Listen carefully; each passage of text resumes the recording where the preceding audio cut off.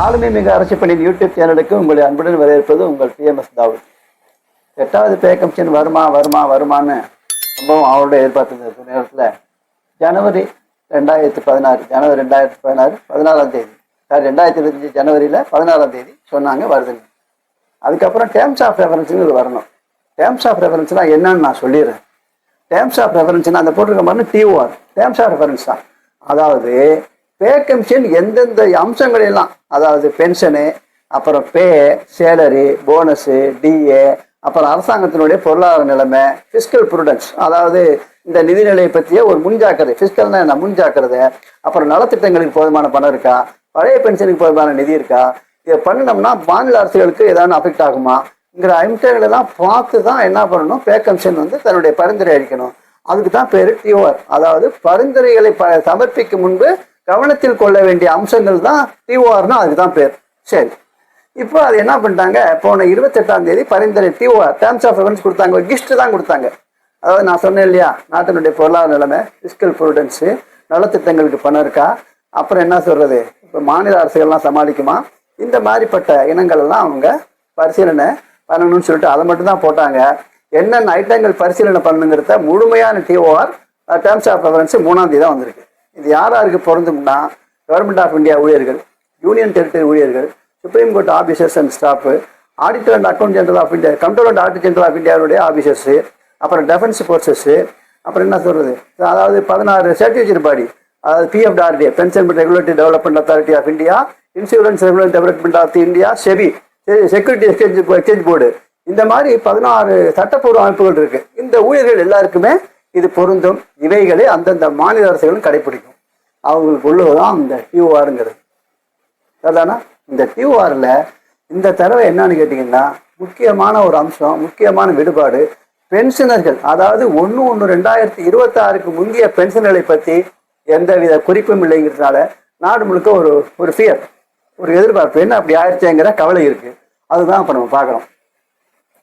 அதாவது நம்ம முதல்ல சொல்லிட்டோம், 1946லேருந்து முதல் பே கமிஷன் ஆரம்பிச்சிருச்சுன்னு.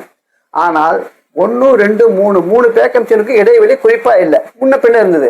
4வது பே கமிஷன்லேருந்து தான் 10 வருஷத்துக்கு ஒரு பே கமிஷனுங்கிறது நடைமுறை. எப்போ வந்துச்சு, 1/1/86லேருந்து தான். 1/1/86, 1/1/96, 1/1/2006, 1/1/2016, இப்போ 1/1/2026 வரணும், அடுத்த வரணும். சரிதானா? நம்ம பின்னால் போக வேணாம். முத பென்ஷனையும் பரிசீலனை பண்ணி நீங்க பரிந்துரை பண்ணீங்கன்னு சொன்னது 4வது பே கமிஷன்ல தான். எப்போ 4th பே கமிஷன்ல தான். அதுக்கு முந்தின பே கமிஷன்ல சொல்லலை. 5வது பே கமிஷன்லையும் சொன்னாங்க. எப்படி சொன்னாங்க, பரிந்துரை என்னன்னு கேட்டீங்கன்னா, ஒரு ஆபீசர், ஒரு ஊழியர் எப்போ ரிட்டையர் ஆயிருந்தாலும் இன்னை தேதிக்கு அவர் வகித்த பதவிக்கு என்ன சம்பளமோ அந்த சம்பளத்தில் 50% கொடுன்னு சொன்னது 5வது பே கமிஷன் தான். அது ஒரு தலையாய பரிந்துரை. அதன் பிறகு தான் நம்ம இன்னைக்கு வாங்கிட்டு இருக்கோம். அப்புறம் 6வது பே கமிஷன்ல என்ன சொன்னாங்க, நீங்க 6வது பே கமிஷன் 1/1/2006, 1/1/2006க்கு முந்தின பென்ஷனர்கள் பிந்தின பென்ஷனர்களை பரிசீலனாங்க.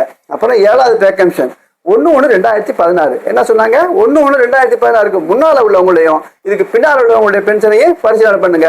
பென்ஷன் மீன்ஸ் பென்ஷன் மற்றும் குடும்ப பென்ஷன் தான், அதை மறந்து வேணாம்.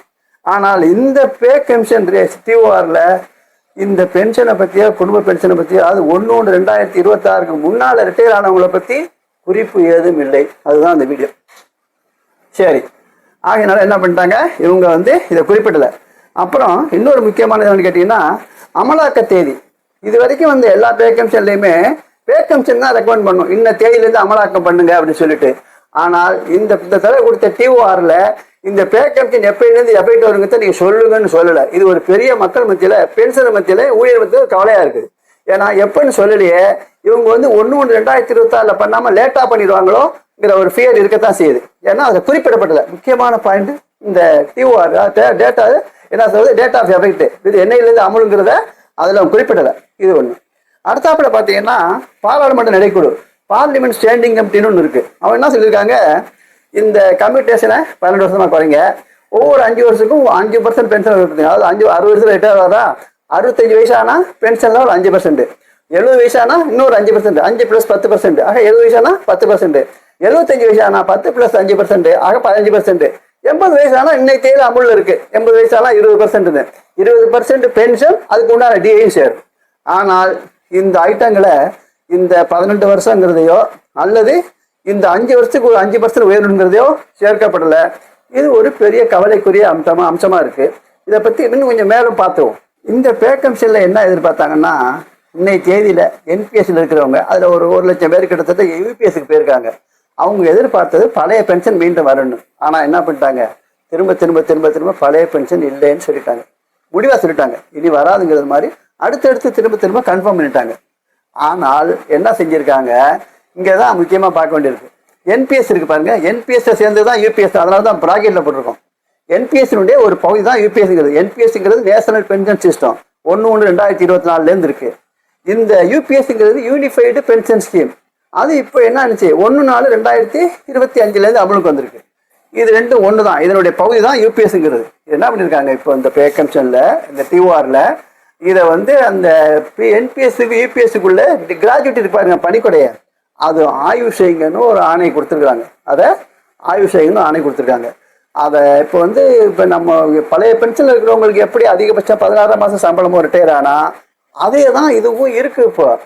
இப்போதான் ஆரம்பிச்சிருக்கு இந்த யூபிஎஸ். அப்படி இருக்கும்போது இதை ஆய்வு பண்ண சொல்லிருக்கிறது நிச்சயமாக இனிமேல் அதை கூட ஆக்க போறதில்ல. அது ஒரு ஒரு மக்களுக்கு ஒரு சந்தேகம் தான், ஏன் இதை ஆய்வு பண்ண சொல்லியிருக்காங்கன்னு. ரெண்டாவது, இந்த இதற்கு அப்புறம் அன்ஃபண்டட் பென்ஷன், இப்போ நம்ம வாங்குற பாருங்க ஓல்டு பென்ஷன் ஓபிஎஸ், இதுக்கு அவங்க என்ன சொல்லியிருக்காங்க, அன்ஃபண்டட் பென்ஷன், பங்களிப்பு செய்யாமல் பென்ஷன் வாங்குறதுன்னு சொல்லியிருக்காங்க. இந்த வார்த்தையை, இந்த டெர்மினாலஜியே நிறைய பேருக்கு அதிருப்தியை கொடுத்துருக்கு. அப்படின்னா நீங்கள் என்ன பென்ஷன் ஏதாவது சுமையாக நினைக்கிறீங்களா அப்படிங்கிற மாதிரி கேள்வியை கேட்டிருக்காங்க. ஏன்னா அன்ஃபண்டட்னா பென்ஷனுங்கிறது அன்ஃபண்டடாக தான் இருக்குங்கிறது மக்களுடைய எதிர்பார்ப்பு, ஊழியருடைய எதிர்பார்ப்பு. அப்படி இருக்கும்போது நீங்கள் அன்ஃபண்டட்ங்கிற பென்ஷன் ஏன் சொன்னீங்க அப்படின்னு நிறைய வந்து அசோசியேஷன்லாம் அதுக்கு எதிர்ப்பு தெரிவிச்சாங்க அந்த வார்த்தைக்கே. ஸோ இதில் என்னன்னா, இந்த செலவை ஆய்வு செய்யவும் யாரு, ஓபிஎஸ் ஓல்டு பென்ஷன் ஸ்கீம் என்ன சொல்லியிருக்காங்க, அன்ஃபண்டட் பென்ஷனுங்கிறாங்கல்ல, இந்த செலவை ஆய்வு செய்யுங்கிற வார்த்தை அதில் இருக்கு, அந்த வாசகம் அதில் இருக்கு. இது வரைக்கும் இந்த மாதிரி ஒரு வாசகம் எந்த பே கமிஷன் டியூஆர்ல இல்லை. அதனால தி செக்ரட்டேரியட்டுங்கிற ஊடகத்தில் ஒரு ஐஏஎஸ் ஆஃபீஸர் கூட இது ஒரு அபாயகரமான சேர்க்கை இந்த வார்த்தை அப்படின்னு சொல்லியிருக்காரு. பென்ஷனில் கவனமாக இருக்குன்னு சொல்லியிருக்காரு. அப்புறம் பார்த்தீங்கன்னா, இப்போதைய டியூஆர் பிரகாரம் 1/1/2000 முன்பு ரிட்டையர் ஆனவங்களுக்கு பென்ஷனாக இருந்தாலும் சரி, ஃபேமிலி பென்ஷனாக இருந்தாலும் சரி, அவர்களுக்கு எந்த விதமான ரெக்கமெண்டேஷனையும் பண்ணுங்கன்னு சொல்லிட்டு பே கமிஷன் சொல்லவே இல்லை. சொல்லலைன்னா பே கமிஷன் பண்ணாது, சொன்னா தான் செய்யும். நம்ம என்ன சொல்றோமோ அதைத்தான் பே கமிஷன் செய்யுமோ தவிர சொல்லாத செய்யாது. சில பேர் கூட இந்த பே கமிஷன் டிஓஆர் வர்றதுக்கு முன்னாடி என்ன சொல்லிட்டு இருந்தாங்கன்னா, சில ஊடகங்கள்ல இந்த மாதிரி பே கமிஷன் வந்தது ஃபிட்மெண்ட் ஃபேக்டர் தெரிஞ்சு போகும்னாங்க. ஃபிட்மெண்ட் ஃபேக்டரை தீர்மானிக்கிறது டேர்ம்ஸ் ஆஃப் ரெஃபரன்ஸ் அல்ல, பே கமிஷன் தான் தீர்மானம் பண்ணும். இதை நான் ஆரம்பத்திலே சொல்லிட்டு இருக்கேன். அதனால என்ன பண்ணும், எவ்வளவு கொடுக்கலாங்கிறது தான் ஃபிட்மெண்ட் ஃபேக்டர். பென்ஷனருக்கு எவ்வளவு கொடுக்கலாம், ஊழியர்களுக்கு எவ்வளவு கொடுக்கலாங்கிறது தான் ஃபிட்மெண்ட் ஃபேக்டர். அந்த மாதிரி வந்து பென்ஷன் 1/1/2026 முன்னே ரிட்டையர் ஆனவங்களுக்கு, அதாவது 7வது பே கமிஷனுக்கு கடைசி தேதியான 31/12/2025 வரை ஓய்வு பெறுவங்களுக்கு என்ன செய்யணும், எவ்வளவு பண்ணணும், எப்படி கொடுக்கணுங்கிறத பத்தி குறிப்பே கிடையாது. அந்த டிஓஆர்ல அதை பத்தி அவங்க சொல்லவே இல்லை. இது மக்கள் மத்தியில் ஒரு பெரிய பீதியா இருக்கு. ஏன்னா நம்மளை பத்தி சொல்லவே இல்லைன்னு நினைச்சிட்டு இருக்காங்க. சரி, இப்போ ஆகையினால பே கமிஷன் என்ன பண்ணாது, 8வது பே கமிஷன் ரெக்கமெண்டேஷன் பண்ணாது. இதை மாத்தினால் வழிய ரெக்கமெண்டேஷன் பண்ணாது. அது பண்ணுங்கன்னு மறுபடியும் சொன்னாதான் பண்ணும். அந்த மாதிரி மறுபடியும் சொல்றதுக்கு வழி இருக்கா அப்படின்னா இருக்கு. மாற்று வழி என்னன்னு கேட்டா, மறுபடியும் இன்னொரு டிஓஆர் கொடுக்கணும், அமெண்ட்மெண்ட், அல்லதுன்னா ஒரு சப்சிடரி இன்னொரு என்ன பண்ணணும், இன்னொரு பகுதி அவங்களுக்கு கொடுக்கணும். இந்த மாதிரி நடந்திருக்கான்னா நடந்திருக்கு. எப்படின்னு கேட்டீங்கன்னா, 4வது பே கமிஷன்ல பென்ஷனை பரிசீலனை பண்ணுங்கன்னு சொல்லவே இல்லை. ஆனால் அந்த பென்ஷன், அந்த பே கமிஷன் என்ன பண்ணாங்க, சம்பளம் மற்றும் இதர நடவடிக்கைகளுக்கு பரிந்துரை பண்ணிட்டாங்க. அந்த சமயத்துல அந்த சம்பள கமிஷனுக்கு தலைமை வைத்த நீதியரசர் சிங்கால் அவர்கள் இறந்து போயிட்டாங்க. இந்த கொடுத்த சமயத்துல இறந்து போயிட்டாங்க. அரசு என்ன சொல்லிச்சுன்னா, கவர்மெண்ட் ஆஃப் இந்தியா, அவங்க தலைவர் இல்லாட்டியும் பரவாயில்லை, நீங்க இருக்கிற மெம்பர் செக்ரட்டரி, மற்ற உறுப்பினர்கள் இருக்காங்க, டொமைன் எக்ஸ்பர்ட் இருக்காங்க, இவங்கெல்லாம் பரிசீலனை பண்ணி பென்ஷனுக்கு பரிந்துரை பண்ணுங்க. எந்த பென்ஷனுக்கு, 1/1/86 முன்ன உள்ள பென்ஷனுக்கும் 1/1/86 பின்ன உள்ள பென்ஷனுக்கும் ரெக்கமெண்ட் பண்ணுங்கன்னு சொல்றது அந்த 4வது பே கமிஷன்ல தான். அது எடுத்தவனே டிஓஆர்ல கொடுக்கல, மறுபடி கொடுத்த அமெண்ட்மெண்ட் திருத்தம் தான் அந்த டிஓஆர்ல தான் முத என்ன பண்ணாங்க, பென்ஷனை அதுல சேர்த்தாங்க. ஒரிஜினலா கொடுத்த டேர்ம்ஸ் ஆஃப் ரெஃபரன்ஸ்ல பென்ஷனை பரிசீலனை பண்ணி பரிந்துரை பண்ணுங்கன்னு சொல்லவே இல்லை, பிறகுதான் கொடுத்தாங்க. அதுவும் அந்த தலைவர் அவர்கள் நீதியரசர் இறந்து போன பிற்பாடு கொடுத்து தலைவர் இல்லாட்டியும் பரவாயில்லை, நீங்க இருக்கிற மெம்பர் செக்ரட்டரி மற்ற டொமைன் எக்ஸ்பர்ட்ஸ் இருக்காங்க பாருங்க. டொமைன் எக்ஸ்பர்ட்னா அந்த பென்ஷன்ல சம்பளத்துல யாருக்கெல்லாம் திறமை இருக்கோ, நல்ல இதா உள்ளவங்களோ அறிவு உள்ளவங்களோ அதுல அவங்களாம் பார்த்து என்ன பண்ணுங்க, நீங்களே ரெக்கமெண்ட் பண்ணாங்க கொடுத்தாங்க. அதுதான் பென்ஷனை பற்றிய முதல் பரிந்துரை. அதுதான் 4வது பே கமிஷன்ல தான். இந்த மூணு பே கமிஷன்ல பென்ஷன் பரிந்துரை இல்லை. அந்த வகையில இப்போ ஒரு இது இருக்கு, புரியுதா? அதுவும் எப்போ ஃபர்ஸ்ட்ல அவங்க கொடுத்ததே 83லயே முதல்ல என்ன பண்ணாங்க, 29/7/83லயே முதல்ல டேர்ம்ஸ் ஆஃப் ரெஃபரன்ஸ் கொடுத்துட்டாங்க. அப்புறம் எப்போ கொடுத்தாங்கன்னு பாருங்க, 8/11/85ல ஏறக்குறைய 2 வருஷம் கழிச்சுதான் பென்ஷனையும் பரிசீலனை பண்ணுங்கன்னு சொல்லிட்டு கொடுத்தாங்க. அந்த மாதிரி நிலைமை வந்தால் நமக்கு 1/1/2026 முன்ன ரிட்டையர் ஆன பென்ஷனர்கள் அந்த பென்ஷனருடைய குடும்ப பென்ஷனர்களுக்கு ஒரு பெனிஃபிட் ஒரு வாய்ப்பு இருக்கு. இது இருக்குமா நடக்குமான்னா நான் ஒன்று சொல்றேன். ஏன்னா என்னுடைய கணிப்பு என்னன்னு கேட்டீங்கன்னா, அரசு இவ்வளவு போராட்டம் இவ்வளவு கோரிக்கைக்கு அப்புறம் ஓடா இருக்காதுங்கிறது என்னோட நம்பிக்கை.